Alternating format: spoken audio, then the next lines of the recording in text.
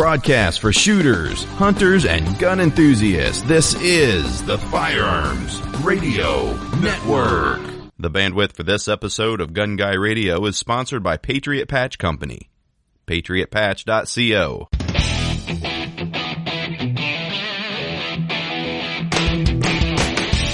Welcome to episode 256 of Gun Guy Radio. This is a podcast that shines a positive light on the firearms lifestyle. I'm your host, Jake Challen, with co-host Zach Carlson. This is your weekly dose, no it's not, sometimes dose of positive firearms talk without the politics. I even took that out and I'm still saying it. Hey, Zach, what's up? Oh, not too much. How's it going? Slightly heat-stroked, sunburnt all over. No, I wasn't fishing. No, I wasn't at the beach. This is the joys of homesteading life, of planting your garden, mowing the acres and acres of weeds and thistles and, God forbidden, everything that grows out here. Fun, all fun. That's why you had so many children. You just send them out to do all those chores. Oh, man. If only. They're getting there a little bit, but still a lot they can't do to my, I don't know. I'm super picky. I hate how everyone else does everything, especially the older I get. Yeah, I definitely am right there with you. But at some point, I've learned, managing a team of people, you just kind of have to hope for the same end result and let people get there how they get there. Yeah, I have issues with everything. So, and you're an employer. That's the crazy part. Yeah, I'm only on the third employee in the last 3 months or so. So, yeah. Yeah. So maybe you're the problem. What? Me? Oh, yeah. There's a common denominator through all these things, huh? Maybe. So yeah, planted a bunch of stuff, and we'll see what the chickens do with it. Because, yeah. The chickens were out there digging it up, eating seeds as I was planting. I'm like, do you not have a little kind of chicken wire fence around it or anything? We actually do in the other garden. So we kind of have two gardens. One is vegetables, so cucumbers, tomatoes, carrots, all the classic garden vegetables. They're in the one garden. And then this other garden is more the vines, so zucchini and yellow squash, green squash, winter squash, and then we have some Indian corn, and then other areas back here we can't say that anymore. Oh, Native American corn. I mean, it was just corn back in the day, right? I don't know why I think they go by maize. I don't know why the Indians claimed it. Anyways, so hey, we can still say Indians out here. This is a Sioux Nation. This part of South Dakota is a Sioux Nation, man. So anyways, so then we got pumpkins and watermelon and other stuff. Cool stuff that if the chickens don't eat it first, it'll be neat. Planted way more this year than we did last year. And last year I probably told the story about how I planted the whole garden and the chickens immediately ate it all. So they proceeded to try to do that this time, and roosters attacking me and everything. I'm chasing them off. And so I finally get the kids out there to help me. And I had bought this, I don't know, they call it deer netting. You can throw it over fruit trees and stuff to keep deer off of it or birds off of it. So I planted everything else and then put this netting down and put bricks and fence posts and stuff over it. And so the chickens will still walk over the netting, but they can't use their feet. Their feet are their hands, that's how they dig into the stuff and find food and worms and stuff. And so now they can't, dig to find the seeds I planted. So hopefully, knock on wood, that's going to be a good solution here until the plants come up. As soon as the plants are up, they really don't mess with them too much. They're meh, it's a plant. Well, how long does that take from the time of seed time to plant to that little sprout? Well, I mean, it depends how much rain you get. It depends on the variety of the seed. Some things are 7 days, some things are 15 days. So it can really vary, but you don't water the garden yourself?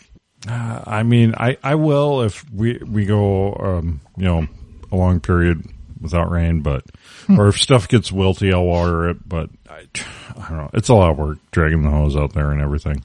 Yeah, I guess if I was doing a homestead style garden, I think I would do like a full on irrigation system, like where where we bought our plants for our backyard. They you could see everything was wired in, where to keep everything alive until he could sell it. Yeah. I mean, I'd like to get like a hoop house or something some days to maybe start things in seeds and trays in a controlled environment that's easy to, we can have automatic watering and everything then, but it's just harder to do. It's a ways away from the hydrant and stuff. Although I have thought about rigging up like a temporary, I have 900 feet, or no, 1,800 feet of PEX pipe. Yeah, we were talking about this last time, I think. I think we talked about it after the show. Oh. I bought 1,000 of each color, of PEX for the house, redoing the house, and I redid the house, and I still have 900 feet of each color of PEX left, or 800, I don't know. I'm not going to measure it. You sound like Darren from My Script Garage. I don't know.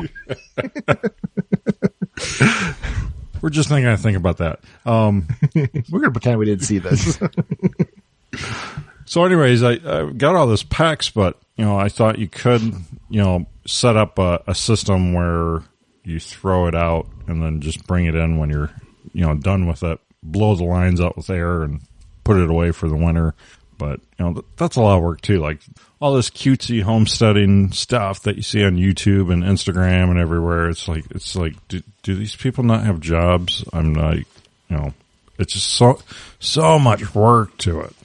Well, I don't think things would live here if it wasn't watered. If you don't water your lawn here, it'll just be a brown, dry mess. It will not, there's not enough rain to support that.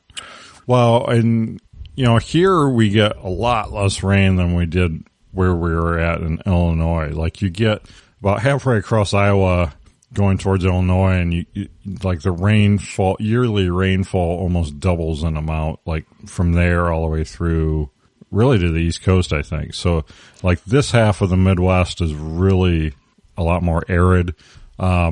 We are still kinda in the Missouri River Valley here, so we get a little more rain than other parts of South Dakota close to us, and definitely the other side of the state we get more rain. Yeah, I mean, there's definitely times when we have to water and everything. So you just, since this is a gun show, you just didn't shoot the gun in the air to scare the chickens away? No, I did have, we have two roosters, and one attacked me, and when he does that, I just all out kick him and teach him who's boss and everything, and try to shove his head down to the ground, because I think that's what they do to each other to assert dominance, and I think you have to show him your penis.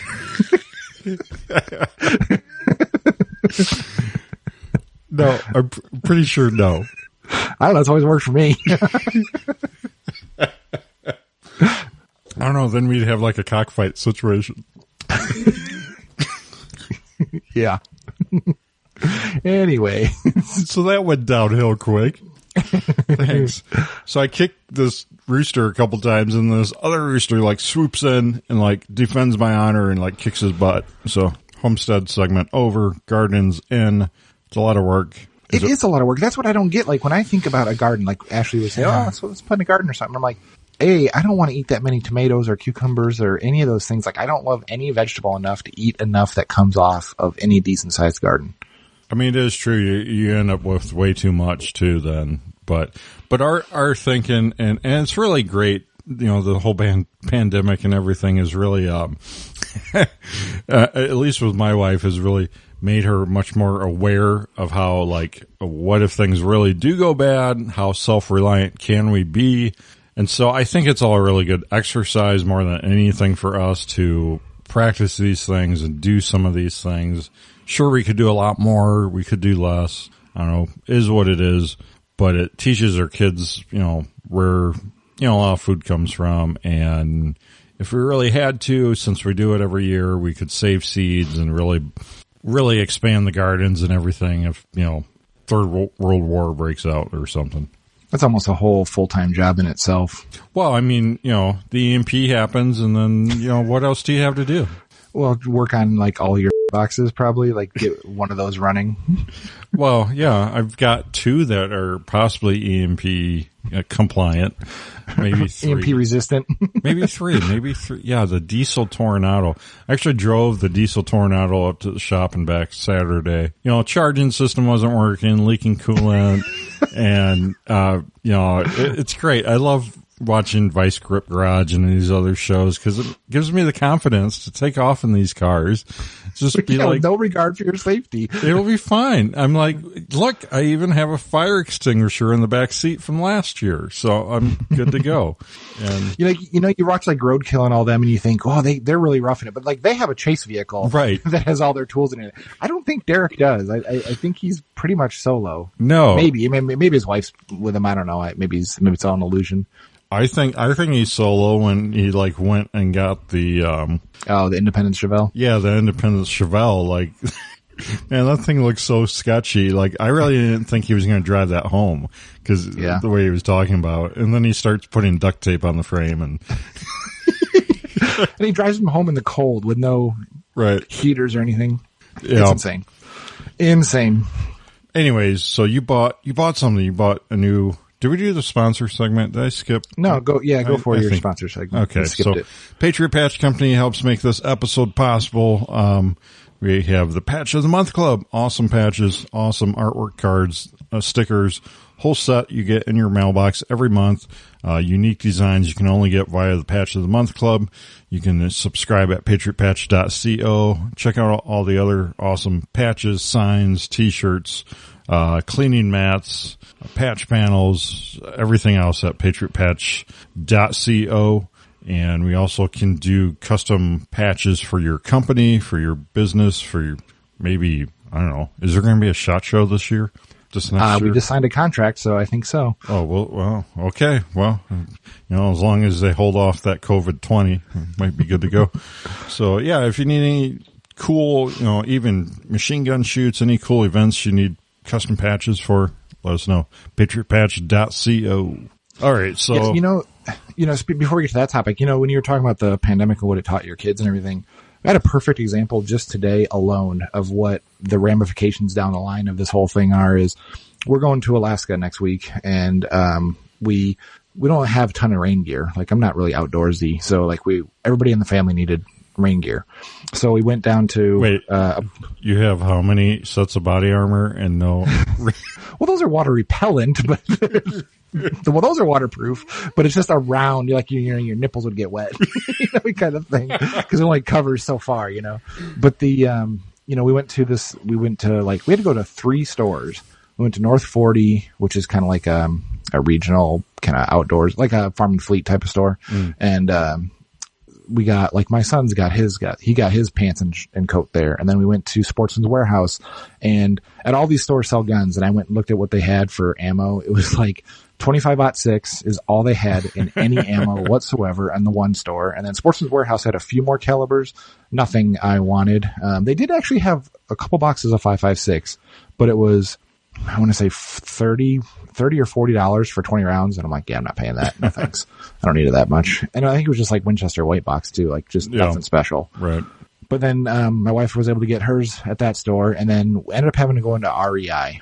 Have you been into an REI recently? No. Or at all? Ever? No. I've been on their website. I've never been in a store.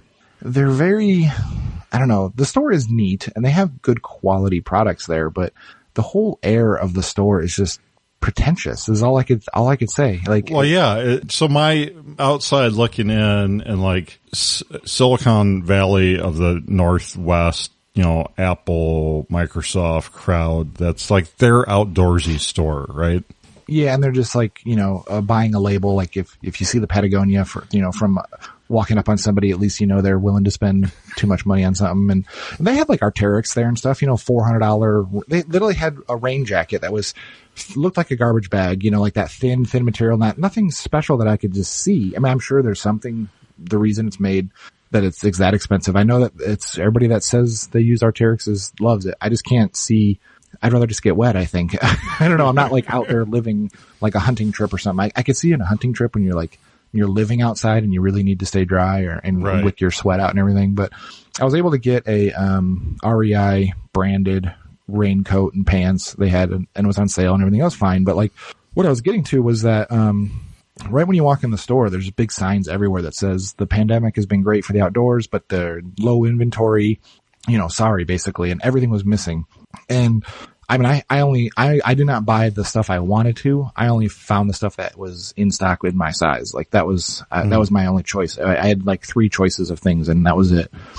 So that's kind of crazy. And then we went to, kind of looking at all of our stuff and like, this trip you have to pack more because you're going to be out there hiking and everything. So like hiking boots and all this crap. So we're like, all right, we're looking and we needed more luggage than we thought we didn't have. We had a luggage set, but it wasn't enough to bring as much crap as we were having to bring to this. And so we went to the stores, we went to Target and I think TJ Maxx, and it was barren. Like we had a choice of one at each store, basically 1 or 2. And it was, when we bought our last set of luggage, it was just piles of luggage everywhere. And now there's just basically nothing. So I don't know what's going on. I can only assume they're going to blame the pandemic in some way, but I just thought, that's stuff that you actually tangibly see, not just that you hear about, Well, I think China got hit way harder than anyone's ever talked about, like than any other country. I think there's millions and millions and millions more dead in China than any other country. I think they got hammered by it and they're still reeling from it. And so manufacturing is like a year, stuff's just running out because everything's like a year backed up now. Cause I went to, real quick, you mentioned raincoat, Arc'teryx and everything. And, I don't know if people remember, I think I had a guy from Sitka on here interviewed, maybe not, I don't know. Sitka at one point early on in Gun Guy Radio sent me, like before they were like a big brand that everyone, Meat Eater and everything, type of brand, I somehow they came to me or I forget. Anyways, they sent me an outer shell for, that was waterproof and everything. Totally high tech, cool, really neat. I loved it. It was great. But, it retailed for like around $500 just for the outer shell. Jeez. At that time, I think their stuff has come down a little bit since then. At least that was my impression. I wore it all the time, and that was back when I did the mail route and stuff, and I loved it for that. It was really great and really warm just for an outer shell. Like you could get by without layering up under it more than any other kind of outer shell I'd ever used. So it was impressive technology and everything. Fast forward to now, that coat got worn out.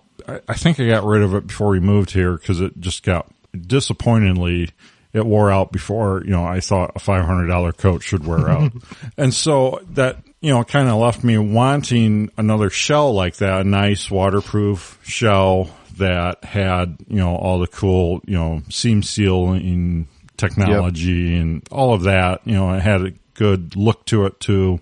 And so a while back I was on Gander Outdoors looking at their clearance, and I came across these shells, outer shells, coats or jackets. They were clearancing out, and they were just kind of like a no-name store brand. I don't think it's their brand, but just kind of more of a cheaper brand I never heard of. I'm like, I think they normally retail a little bit over $100 or something. I got it for, I don't know, $40 or something. I was like, I'll try it. Worth trying it. And it came, I'm like, wow, this is like almost Sitka level. Oh, nice. Like right there. Like it even has some better features to it. It has like the, around your sleeves, it's got the inner sleeves that you can put your thumb through and expand out. Really cool. And the Sitka didn't have that. And other than that, it's like just like the Sitka for, a fourth of the price or something. So, and a lot of that is, people having all this stuff made in China and everywhere, and you can get all this clothing really high end clothing technology now done by these other brands that are cheaper brands. So, the market has completely changed since Sitka came on the scene. And I think, some of these no-name companies have kind of stolen some of their lunch. But that's something for you guys to look out there for. I mean, Sitka, I think, is a great product too. But there's also, cheaper stuff, out there now to Well, and there was Sitka gear at Sportsman's Warehouse, and I looked at it, and I felt like such a poser though, like wearing the camo, and I'm like, I don't hunt, I don't really, I have hunted, but I'm not an active hunter, and it's like it just feels posery to me, and it's expensive. This stuff is not cheap, and. Nope. And it's funny. I was listening to the Q and Ask podcast, which is Kevin Biddingham's from Q. They do a podcast, and they interviewed the CEO of Bergara Rifles, Nate Treadaway, and I know Nate, and he was talking on they were talking about Sitka clothes, and Nate, this is a CEO of a multi-million-dollar company, so like I don't think money is in his mind space really, and he's like, oh, I love Sitka when it's free, but when I have to pay for something, I don't usually go for Sitka. He goes, it's great clothing, but it's just so expensive, and it's like this guy is so well off that you'd think he would never, like, he'd just buy the best no matter what. And so it's like, man, well if he can't afford Sitka for himself, like, why would I? Right. So, yeah. Well, and so back to the pandemic tangent, dishwasher. So our dishwasher went out, and, we talked about, I think, you replacing yours. Well, no, your dishwasher back in the day, like how you researched, and there's like different levels of Bosch and everything, and and stuff like that. And then I had researched since then, and it pretty much came down to KitchenAid or Bosch. Those are like, if you want something on the high end, that's your choices pretty much. So I get to calling around and stuff, and basically people are laughing at me. Oh, you want to get a Bosch dishwasher? Ha ha ha. and so I quickly realizing that, all the brands are really hard to get. Like even like Maytag and, brands like that, they all have store displays. Like Home Depot had like 2 dishwashers in the entire store, and they were just cheap budget crappy models, and they had everything else on the shelf. They won't sell you those shelf models because everything is direct from the manufacturer right now, because they cannot get them into the warehouses. You buy it, and then like 3, 4, 5, 6 weeks later, then you get it in. And I think that's true for a lot of large appliances right now. But I lucked out because the Menards here, and I hate Menards because their whole mask, they have a Nazi mask policy. They'll kick you out of their stores. That's the only store in South Dakota that does that, to my knowledge.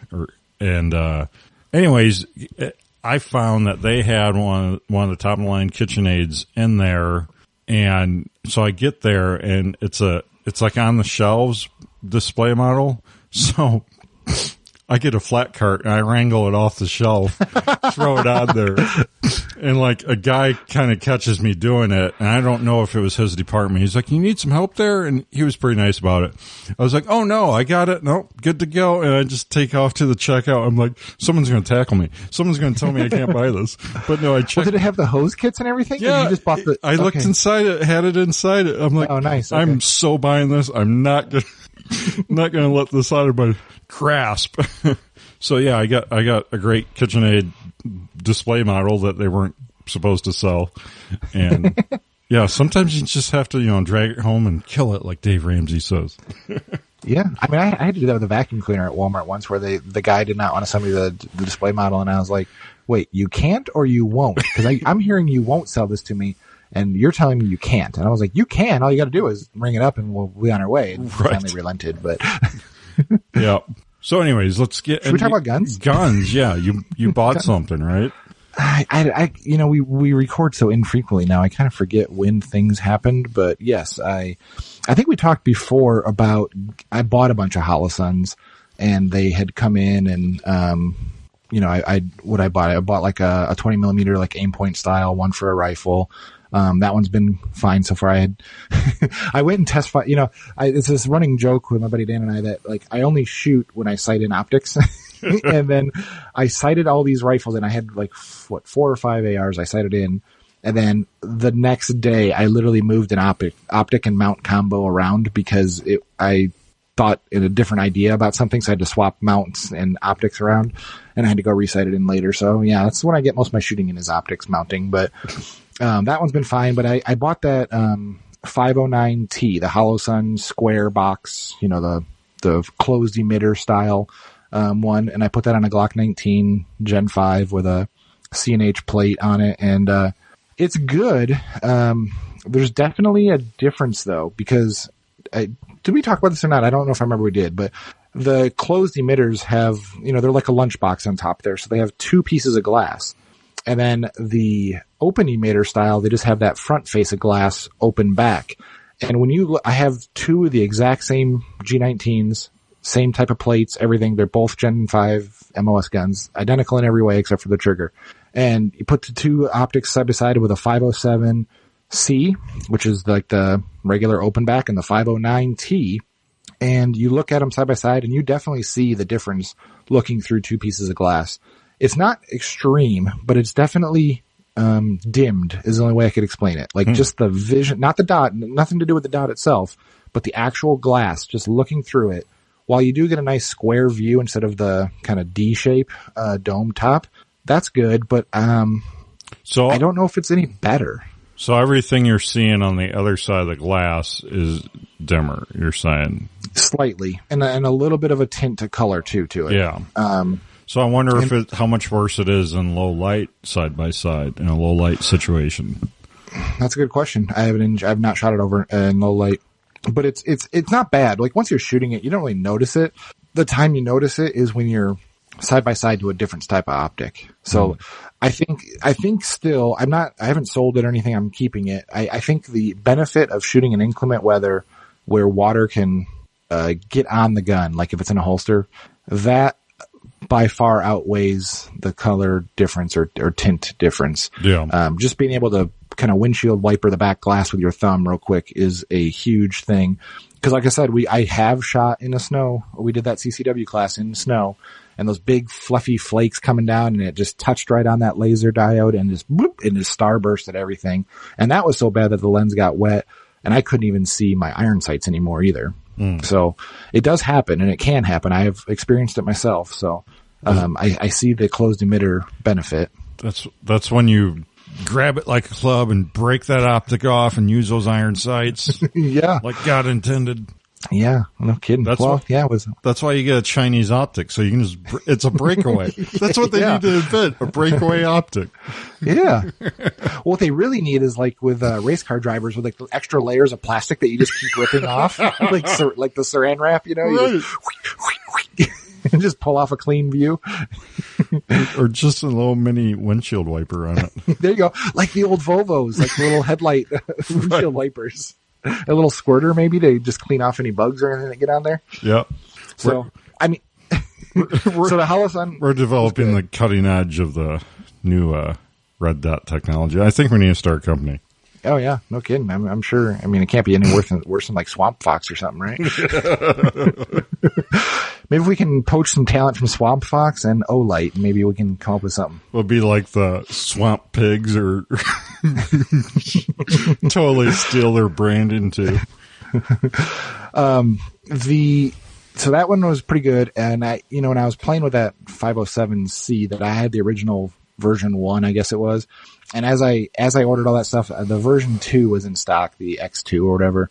And I'm like, man, I should buy that too, just to get an updated version. So I bought another one of those and I swapped that around. And so I've got a lot of Holosuns, and I've got the Delta Point Pros, and I think I have like 6 or 7 dot guns now. And it is really nice to be able to play with them and kind of see what's what and what I like. And I do need to get an SRO. I think the SRO is probably the next one on my list, because the Delta Point Pro that I have on my P10 is probably the best for shooting, because it's just such a big window.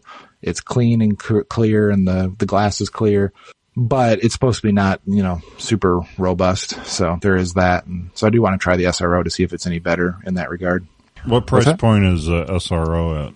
It's roughly the same as the RMR. So it's up there in the high 4s, I want to say. Okay. So it's about the same. I think it's about the same price as the RMR. I know it's probably 2 Holosuns worth. If Holosun were a unit of measure, but they just need a quick detach. That way, one gets obscured, pop it off, pop another one on. Yeah. Well, you could technically do that. We actually at work, we do machine Picatinny rails onto slides, and people do buy it. and then you can use like a literal like QD lever, but it's so bulky. I don't know why people do it, but they do it. So it is what it is. I did buy I think I talked about this last time, is the 43X, the Glock 43X. Yeah.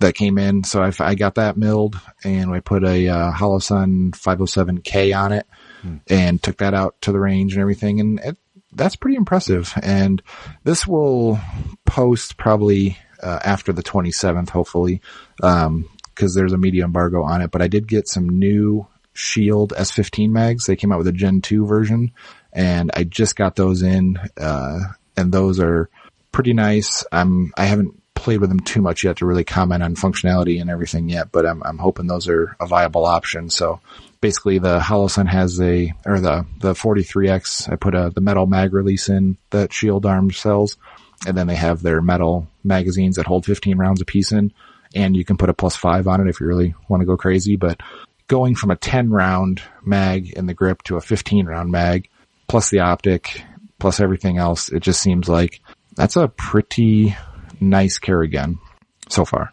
Yeah, cool. You're not going to go with a Elite Tactical Systems clear magazine for it? I have some of those for my G43, my standard 43. I don't know if they make a 43X one, but they do, because that's the 10 round. But they're okay. They're totally fine for range use. Right. What I'd use them in the range a lot for is they made was it 12 round like stick mags for the G43, which looks absolutely ridiculous. But if I was doing drills that needed so many rounds before you could reload or whatever, I used those on the range and they were fine, but I wouldn't trust them to carry. The Shield mags, they feel fine. The only downside that I see is they're kind of like the Magpul where they have the side windows every 5 rounds instead of the individual rounds on the back, the little witness marks on the back. Yeah. If you're that type of guy that drops it and looks at for brass on each round, then they're probably not going to work great for you. But for a carry gun, how often are you doing that really? All right. What else? What else you got? Something about Daniel Defense? Oh, I keep pulling all my ARs out of the safe and looking at them and lusting at them and, dry firing them and playing with them and everything, but I don't want to shoot them because I have no freaking ammo to replace it right now. And I just want a Mark 18 so bad, but I don't know why. It's for people that don't know, a Mark 18 is it's actual quad rail, like a full-on Picatinny rail, like old school, old school now. And it's a 10.3 inch barrel. I want the SBR, but it seems like nobody gets the SBRs in stock. So this is the crazy thing. I think Daniel Defense is filling their own shelves before anybody else, because with multiple distributors, I've got every Mark 18 SKU on my favorites list. So as soon as they show up, or the wish list, whatever, so you can see them, order them. That's like, no matter what color, if it's an upper only, if it's an SBR, a pistol with a law tactical folder, I've got every SKU available clicked. And I've talked to the reps and, hey, when do you see in allocations? When are you getting shipments from Daniel Defense? And they're like, oh, we don't see them hardly ever at all. When you go on Daniel Defense's website, it's in stock every so often. I've seen the Mark 18 pistol in black and FDE come into stock twice in the last 2 weeks. Really? For more than a day's worth. But it's just, it's a lot of money. It's almost $2,000.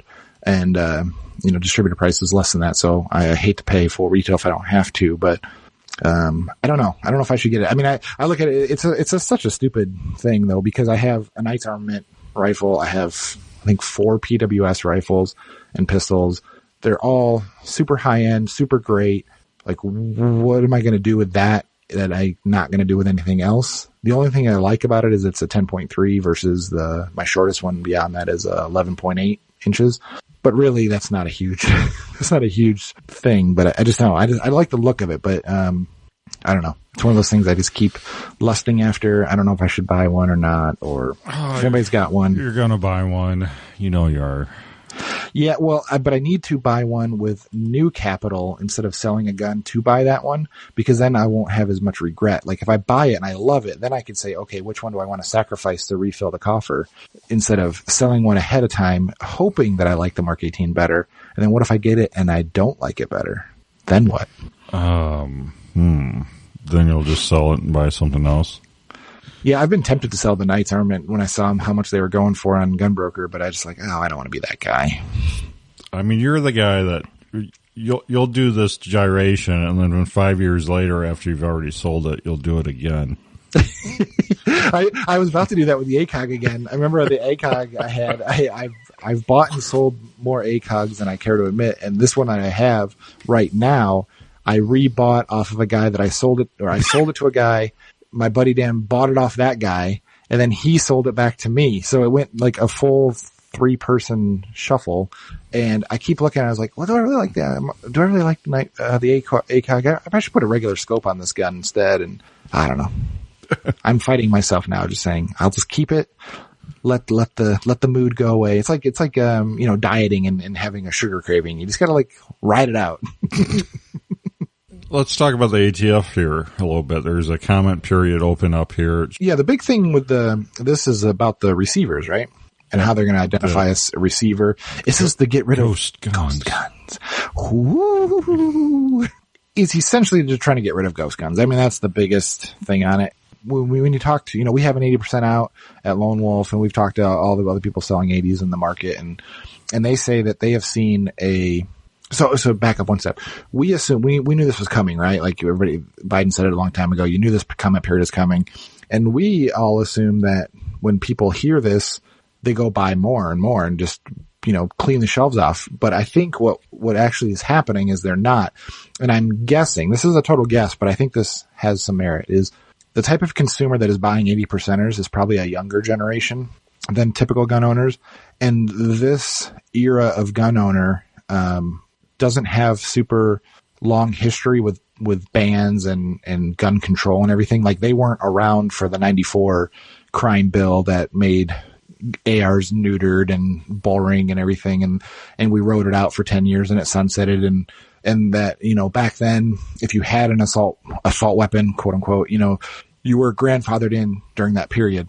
That's where the whole pre-ban, post-ban, nomenclature, applies. So the most recent history for them is probably bump stocks, right? And bump stocks were a confiscation and or destruction type of gun control type thing. And I think they might think that's what's going to happen with this 80%ers. So maybe that they're just holding off because they want to see what happens, when traditionally in any time of cries for gun control, people would buy those things so that they know that they were going to get under the wire and keep it. God, if we were just a few years older, we might have had a chance to have our parents buy us a bunch of machine guns back in the day. Right. It's such a regret. Oh man, it would have been awesome. But, that was in 86 and those were grandfathered, and then the assault weapons ban in 94, that was grandfathered. And so people just aren't doing it. So the thing that matters for this whole comment period is just to get your voice heard out there. Put the comments in. That has happened. I can't remember, was it the ammo bans? They use this comment period so often, or every so often, and they have it was for the retract. The arm braces was the last one.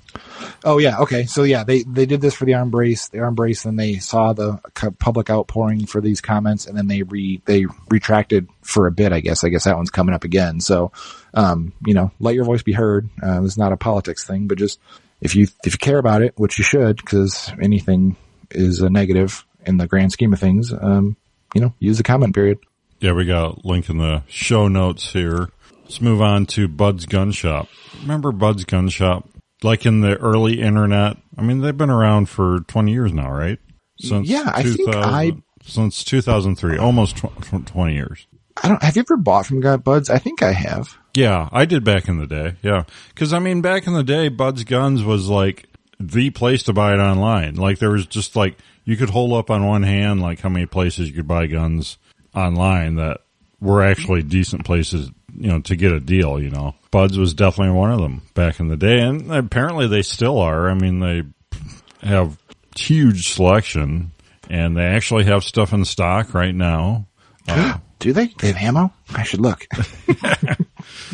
But I don't know. I don't know what made me do this, but I was like, I wonder what the, top handguns for sale right now are. So I just sorted handguns for sale, best selling on their site.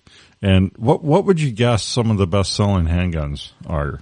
Well, it's got to be like a SIG or a Glock or a Smith & Wesson or maybe a Ruger. A Ruger's the number one producing in America, right? Are they still? Yeah, they may be. I think they were. I think they are. So maybe not in handguns, but in guns generally. Oh, yeah. So, of course, number one, you have the Taurus G2C, which a Taurus. I mean, that has to be a beautiful handgun. And then you have spot 2, 3, and 4 are all SCCYs. And I guess you asked me earlier if I ever owned an SCCY, and I have. And that must have been the period of Gun Guy Radio when you were on hiatus. Because was it free? It wasn't free. I bought it. I don't know where I bought it.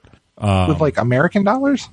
Yeah, I bought it. Wow. I bought it, and it was, I bought it for terrible, like multiple mistakes here. I bought it for the wife. Because you bought her a gun. Oh, I bought her a gun because I was going to SHOT. I think it was before the first time I went to SHOT Show or something, because I wanted her to have something small, not too small, but easy to shoot, not whatever. I don't know what my reasoning was. It was terrible. And the gun turned out to be pretty terrible. I thought it was pretty cool at first. I probably even said on the show I thought it was pretty cool. But I had the sights falling off this thing like every time I shot it. The sights fell off. I had them fix it. They were good about fixing it. That happened again. And then they wouldn't respond to my emails after it happened again. So, yeah. So then is it front sight or rear sight? Then I get the rear sight. So the dovetails is too loose? Both times, yeah. Huh. I don't know. It's got a super long trigger pull and everything. Other than that, it's really not a terrible, terrible gun, but there are a lot better. I mean, it's the same price point as a Smith & Wesson Shields, and I would highly recommend a Shield over an SCCY. But apparently they're making a ton of them because they're available for cheap. Well, and you said it's the 2, 3, and 4 spot, but it also goes down in the 4, 8, 12th spot, and the 13, 14, 15, 16th spot, 18th spot, 20 somethings. Yeah, they're all over. Like in this top, 1 to 37, they take up 2, 4, 5, 6, 7, 8, 9, 10. A third of the top 37 guns are SCCY variants. Man, they must be cranking those puppies out. They're made in Florida, I think, aren't they? Well, I mean, hey, Florida never shut down. That's why they can make so many guns. That's true. Hey, so there we go. We do have to say the number 5 spot is a Glock 19 Gen 5. Yeah, Gen 5. And the Gen 3 is 3 after that. Yeah, so I mean those are go to, and then the M&P Shield 2.0 with the dreaded thumb safety. What's the EZ one too? It's that weird, cocker assist. Yeah, I mean, that's a selling point for some people. I don't know. And then you get to, just after that is the Century International Arms International Inc. something. Arms. Century International Arms Inc. International Arms TP9. Oh, S Forces. I don't know if that means special or SHITTY. Well, I mean, these are made in Turkey, or where are these made? Century International Arms, somewhere, right? Yeah, I think I don't know, Turkey. Let's see what it says here. I mean, let's look up Turkish special forces. I'm sure they're great, right? Yeah, you hear about all those wild raids, and they're the ones that got bitten on, right? But so going back to our early years of gun owners, you and I turning 21 and everything, and buying junk at Gander Mountain at the time and stuff. So after I turned 21, the first handgun I bought, and I've said this before on the show, was a Walther P22. I think it was mine too. Was it? Yeah. Yeah. Well, it was before. I mean, I didn't buy it. My parents bought it for me when I was 15 or 16. So anyways, that I don't know why I gravitated towards that, whatever. It was probably the cheapest, most expensive gun at Gander Mountain at the time, because all the guns were ripoffs. And there really wasn't stuff like this on the market, like a budget, high speed, low drag. Like maybe Taurus had a few things back then, but other than that, there really wasn't anything on the market like some of these Turkish high-speed, pistols coming out now. But I think this is something I would have bought back then. With the TP9? Yeah. I mean, it looks like the XDs that you bought for way too long. Wow, that's true. Then I gravitated towards the XDs, but... The other dumpster fire of a guy. You know what's interesting, though, is like, besides, if you take the Glocks out of this lineup, I can't find any guns that are over $600. Oh, the Walther PPK is $811. But most of the guns in this top list, are well below $600. Oh my gosh. There's a Zastavia M70 32 ACP refurbished, and it's a top seller. Oh yeah. Well, it's $232. That's why. I think these are mostly probably people that are buying guns that don't know about guns, and they're really just price sensitive more than anything. If I had to guess. Yeah, because then in like the top 10 or 12, you've got the Heritage Rough Rider 22, and then the Ruger Wrangler 22, which is like Ruger's answer to the Rough Rider. But I think, these are $129 and $199 guns. These are really inexpensive, and these SCCYs are $249, $230 guns. I mean, they're really, really inexpensive. You can get one with a red dot for $329. Yeah, that is insane. So, out of all the cheap guns on here, let's say below $400, what would you buy? In this list, under $400. I would probably buy, actually, for a carry or for actual usage, I'd probably buy the Smith & Wesson, the SD 9, because Apex makes some parts for it. It's $399, so squeaks under your $400 limit by $1, but it actually, is MP-ish. It doesn't have the back straps. We had one at the office for a long time, and it shot just fine. I mean, it worked. Apex makes a trigger for it, and I think guide rods and stuff like that. So that's probably what I'd pick. Really? I don't know that I'd What would you pick? Gravitate towards the... Actually, I didn't even know they still made the Smith & Wesson SD40. Well, they have an SD9, just a couple down from there. Same gun, just different caliber. Right. So what would you pick off this list? Off the first page? First page. I asked that question. I didn't decide yet. You took Glocks off the table, or you said $400 or less. Okay. Yeah. That kind of limits your choices. Can't even get the Century International Arms Inc. That's $531. Well, you've got the Derringer for $151 and $38. And it's got pearl handles on it, so you could even get two of those and be under your $400 limit. Oh, yeah, that's true. No reloading. But four shots, but no reloading. Boy, I don't know. I might go with one of the Rugers on here, actually. This EC9? I really hate the cheaper Rugers, but they work. They work. Feel so chintzy. Yeah, but they're pretty good. I mean, really, the Smith & Wesson wouldn't be bad either. At this point in my life, I wouldn't do the SCCYs. I wouldn't do the Taurus. Like some of these guns, I would even take like the Ruger Wrangler 22 over them, just because super. As a carry gun? I thought we were talking about defensive guns. Or are you just talking about in general? Just in general. I mean, I actually want to get a little 6-shooter like that, just for out here, like mowing the yard, shooting snakes, doing cowboy stuff, Yeah. Okay. So need a horse too. Save a horse, ride a cowboy. Yeah, your $400 limit is what really kind of screws you on this list. Yeah. There's some really good guns on the list, the Glocks, the higher end Smith & Wessons. Anyways, thought it was interesting seeing what people were buying, at least in the internet realm these days. I think it's also really skewed, that list, as to just people aren't finding stuff in their local stores, and so then they stumble on Bud's Guns and get maybe what they wanted to get at their local stores or something similar. I don't know. Well, before we move on, I think you have to click long guns and do the best selling thing too. This is more interesting. So long guns. Oh, I mean, this you could tell is based on availability.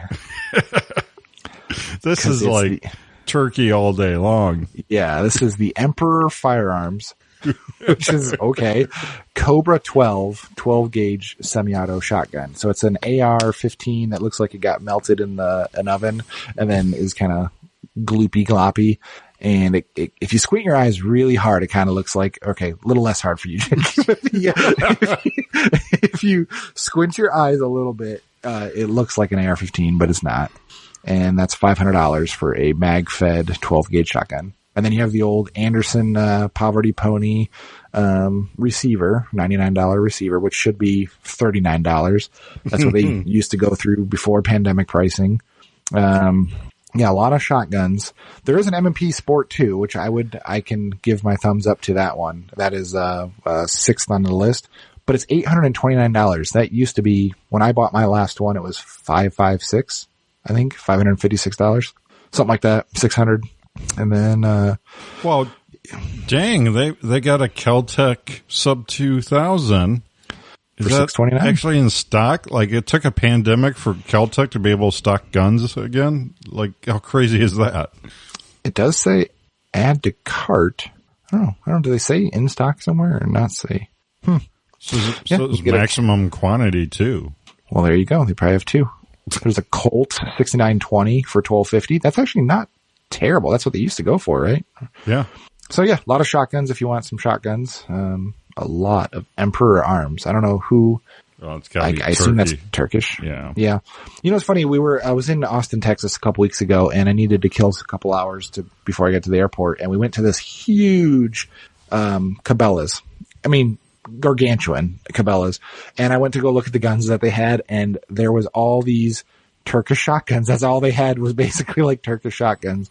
And there was those, do you see the Emperor Arms pumps that are on the top row there that have those humongous iron sights on them? Yeah. I think it was those. But they wanted like 400 and something for those, and these are 300 it looks like here. But yeah, the ton of them. They were all like Cerakoted burnt bronze. It was very strange to see at a Cabela's. So a Stevens single round 20 gauge is on the top list. And this is of 1,000. It says the 1,000 most relevant results. So, in the top, 30, 36 people are buying the Stevens single round 20 gauge. I assume it's just a break open. Oh yeah. Like little partner looking ones. Yeah. Like, wow. Yikes. Well, it's $182. I mean, really, if you're very price conscious and you're just looking for a shotgun and you assume you can get it in one shot and be done, I guess that makes sense. I don't know. But they're also right above it is the Stevens 320, with the ghost rings and the, pistol grip stock for only $243. So it's only $60 more. Well, Joe Biden did say just buy a shotgun, not to be political, but he is our president now, so. Yeah. The other funny thing on here is a used surplus Italian M91 Carcano and 6.5 by 52 car. Like, how many did they sell of these to be in the top? They're in like the top 10 here. And like, can you even buy that ammo? Like, even when there's not a pandemic? Yeah. Well, but it comes with a bayonet, so. Oh, you don't need ammo. Oh, yeah. Good thinking. Well, it does say in the description, we have been told that Graf & Sons 6.5 Carcano, I'm sure we're pronouncing that wrong, ammo has been recalled due to possible overpressure. Do not use Graf & Sons ammo in this rifle. And it does not include a clip. And yes, I'm using the word clip because that's what it says here. Huh.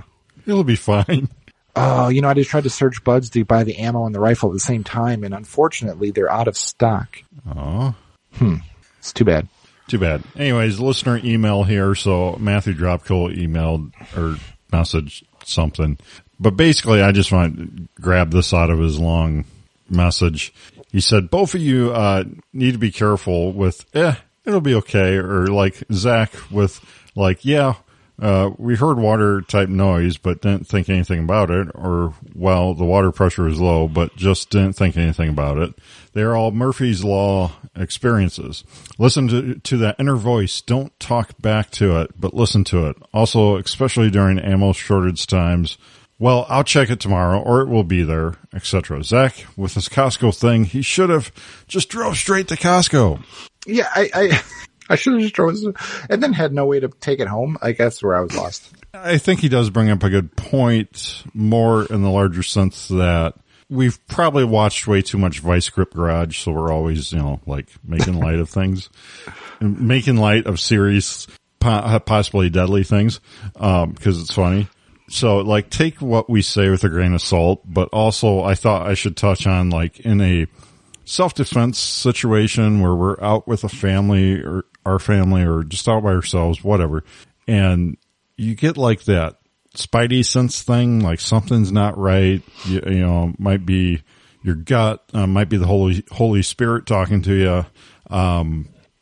You should probably really pay attention to that, and I really need to, tell this to myself as well, because, we're humans. We Matthew's right. We push these thoughts down all the time because we just, think it's nonsense or think we'll look silly or something.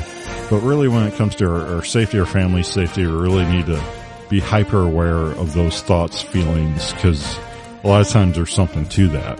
Sure. So anyways, thanks for messaging us, Matthew, and I got some other listener emails and stuff we need to do sometime too. So if you guys want to shoot us an email, you can reach us at gunguyradio@gmail.com, and I'm actually checking it now. Sorry again. That's always a plus. Yeah, sorry again, Mark, for ignoring you for months. So that about wraps us up. You can check out Patriot Patch Co. They make this show possible. Patriot Patch of the Month Club. Check out patriotpatch.co. Also, if you need awesome artwork design, even patch design, website design, check out Ryan Cross at Hunter of Design. He's very talented. Can get you your new logo, brand image, anything you need. hunterofdesign.com. And check out Zach's old YouTube videos. Maybe it'll motivate him to funny you mentioned that. I went to go look at the YouTube studio just to see what things were there, and I have almost 4,500 subscribers now. I have no idea why. I haven't put a video out in quite a while, but maybe that's just how you get more subscribers. You just don't put content out, because then they remind, oh yeah, I don't like that guy anymore. Why do I subscribe? No, they want to hear from you, Zach. Come on, like you could have done so many videos on optic. Just change your channel to optic swapping. That's all you gotta do. This week we're swapping a hollow sun for a hollow sun for a hollow sun. Don't forget to check out all the other awesome shows here on the Firearms Radio Network. That's a wrap. Thank you, Zach. Thank you. We'll see you next time.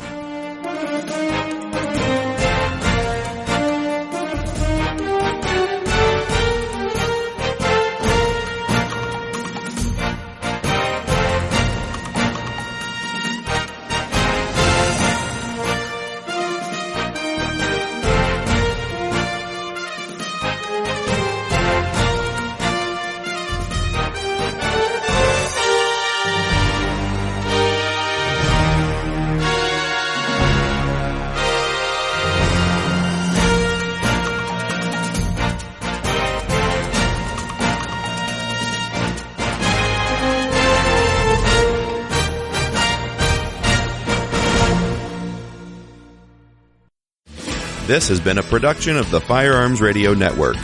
You can find more information at firearmsradio.tv.